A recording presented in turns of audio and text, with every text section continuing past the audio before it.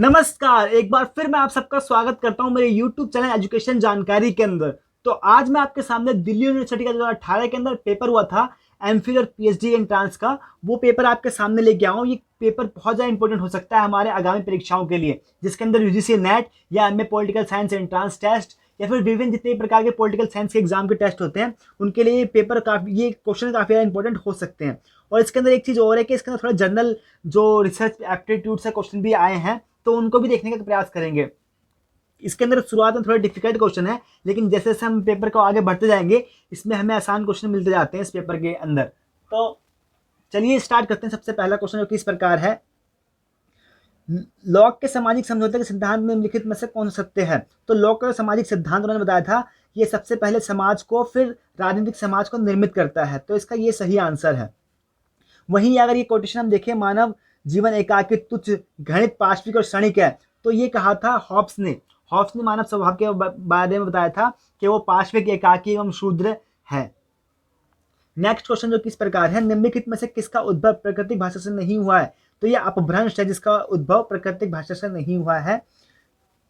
इनमें से कौन नवलोक सिद्धांत के मूल में नहीं है? तो नवलोक सिद्धांत के मूल में जो नहीं है वो पब्लिक चॉइस थ्योरी, ये नवलोक सिद्धांत के मूल में नहीं है। इसके जो संस्थापक है पब्लिक चॉइस थ्योरी की, एक बार आप चेक कर लें, जितना मुझे याद है इसके संस्थापक ऑसबर्न है, लेकिन आप फिर भी एक बार चेक कर लें।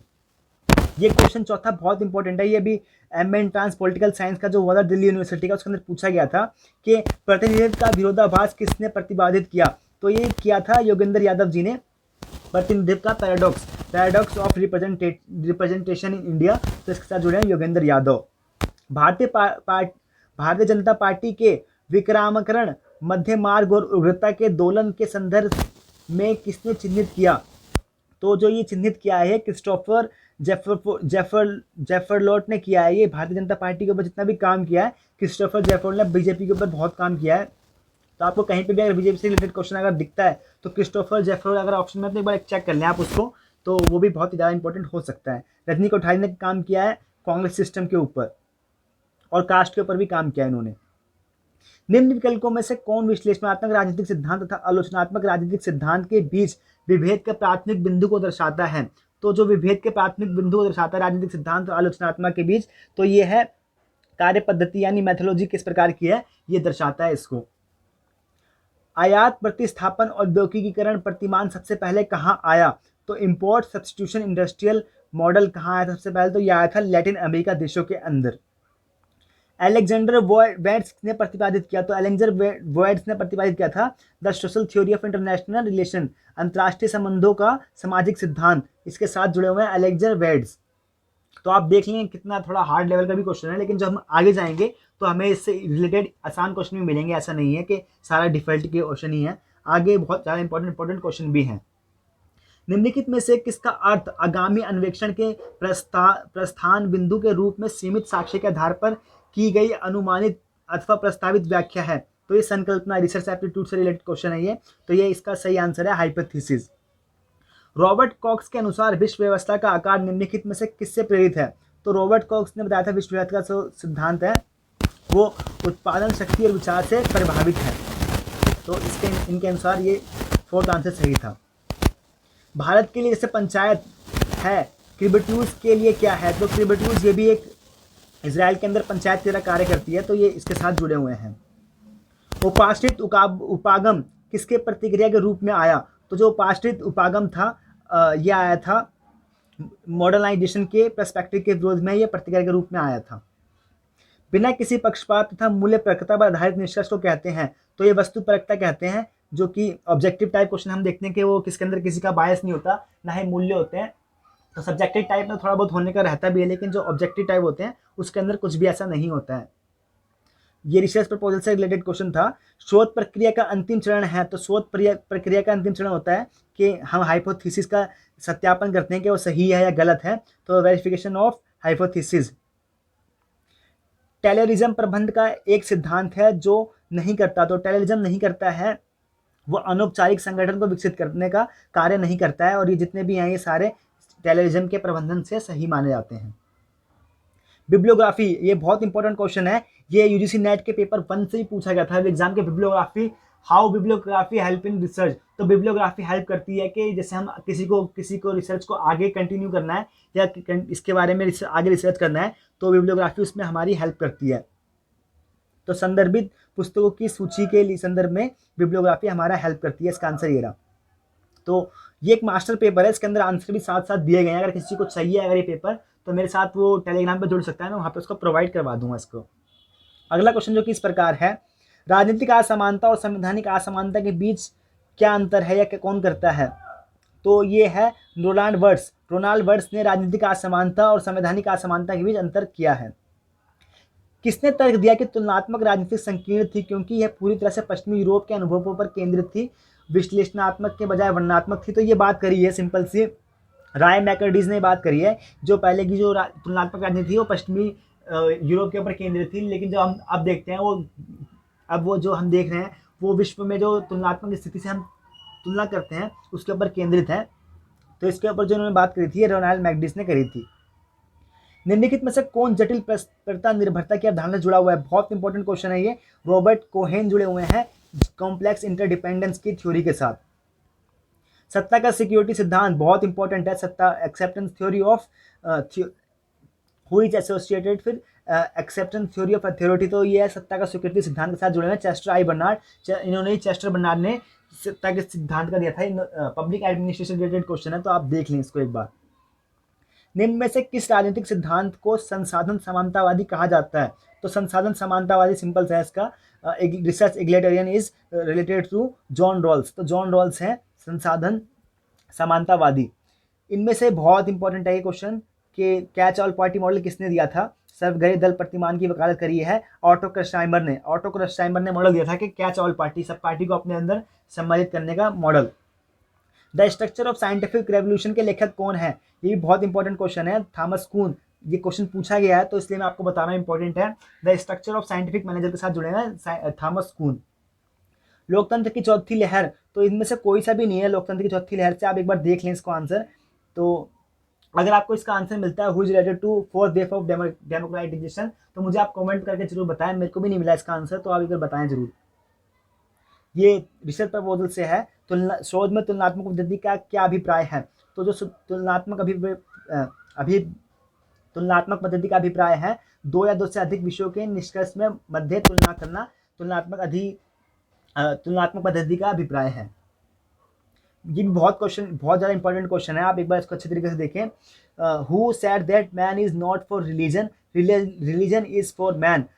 आदमी धर्म के लिए नहीं, धर्म आदमी के लिए है। बहुत ज़्यादा इंपॉर्टेंट क्वेश्चन है, ये पूछा भी गया है क्वेश्चन। तो ये जिसके साथ जुड़े हुए हैं अम्बेडकर जी। और जो धर्म के ऊपर जो बात करी सबसे ज़्यादा गांधी जी ने कही है कि धर्म और राजनीति, अध्यात्म और राजनीति का उन्होंने बात करी है, और धर्म और जो राजनीति है उसके ऊपर कैसे इनका मेल है, इसके ऊपर भी बात करी है गांधी जी ने। तो उसको भी एक बार आप अच्छी तरीके से देख लें एक बार। सामान्य से विशिष्ट की और तार्किकता क्या कहलाती है? तो जो सामान्य से जो विशिष्ट की ओर जो हम जाते हैं उसको कहते हैं निगमनात्मक, और जो विशिष्ट से सामान्य की ओर आती है तो उसे हम कहते हैं आगमनात्मक। तो ये पद्धति रिसर्च प्रपोजल से रिलेटेड है, इसको भी आप अच्छे से देख लें क्योंकि हमारे यूजीसी नेट के पेपर में पूछ सकते हैं इसको। तो ये था सामान्य से विशिष्ट की ओर निगमनात्मक पद्धति कहलाती है। अर्नेस्ट हार्ट का संबंध किससे है? ये भी बहुत इंपॉर्टेंट क्वेश्चन है। Ernest Hart is associate with, तो ये जुड़े हुए हैं न्यू फंक्शनलिज्म के साथ, नव परिक्रात्मकता के बाद के साथ जुड़े हुए हैं अर्नेस्ट हर्ट। अमूल परिवर्तनवादी नारीवाद के अनुसार जेंडर समानता कैसे प्राप्त किया जा सकता है? तो अमूल परिवर्तनवादी जो हैं वो बताती हैं कि जो महिलाओं को समानता जो आएगी वो पितृसत्ता को चुनौती देकर ही महिलाओं की समानता को स्थापित किया जा सकता है। और ये क्वेश्चन है कि ग्रामसी के लिए नागरिक समाज का क्षेत्र क्या है? तो उन्होंने बताया कि ये सब बताया उनका, ये चारों ही ऑप्शन इसके अंदर सही है। लेकिन मैं ग्रामसी के बारे में आपको एक चीज बताता हूँ। उन्होंने हेजेमनी का कॉन्सेप्ट दिया था। हेजेमनी का जो कॉन्सेप्ट है वो रिलेटेड है ग्रामसी के साथ। और जो उनकी बुक थी प्रिजन नोटबुक, इनकी जो बुक थी प्रिजन नोटबुक को याद रखें, और इसी के अंदर उन्होंने हेजेमनी का कॉन्सेप्ट दिया था।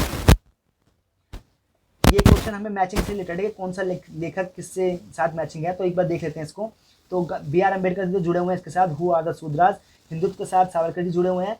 जवाहरलाल नेहरू की तरह से इसके साथ नहीं जुड़े हुए हैं ये। और गांधी जी हिंद स्वराज के साथ जुड़े हुए हैं। जो जवाहरलाल नेहरू की पुस्तक का नाम था द डिस्कवरी ऑफ इंडिया, उसके साथ वो जुड़े हुए थे। और जो गीता रहस्य है, गीता रहस्य जो लिखी थी वो तिलक जी ने लिखी थी। तो ये मैचिंग से रिलेटेड क्वेश्चन था, तो आइए इसको मैच कर लेते हैं एक बार। तो इसका सही आंसर है, एक बार इसको मैच कर लेते हैं हम। फर्स्ट का 3 है पॉल ब्रास संस्थागत दंगा प्रणाली। सेकंड का 4 है कंचन चंद्र संरचनात्मक लोकतंत्र। और देवचंद भट्टाचार्य जी हैं, ये भट्टाचार्य जी हैं पार्टी समाज के साथ, पार्थ चटर्जी राजनीतिक समाज के साथ। तो इसका मैच इस प्रकार था। इंग्लिश में भी आप देख सकते हैं, इंग्लिश में थोड़ा आसानी रहेगा इसको करने के लिए, तो आप देख लें। ये क्वेश्चन भी मैचिंग से रिलेटेड है, तो इसको मैचिंग कर लेते हैं। आइए, माइकल फूकोल्ट जुड़े हुए, ये सारे इंपॉर्टेंट क्वेश्चन है, जो भी जितने डिफिकल्ट आए थे अभी जितने भी हैं ये मैचिंग के, तो सारे बहुत ज़्यादा इंपॉर्टेंट है, हमारे आगामी परीक्षाओं के लिए बहुत ज़्यादा इंपॉर्टेंट हो सकते हैं।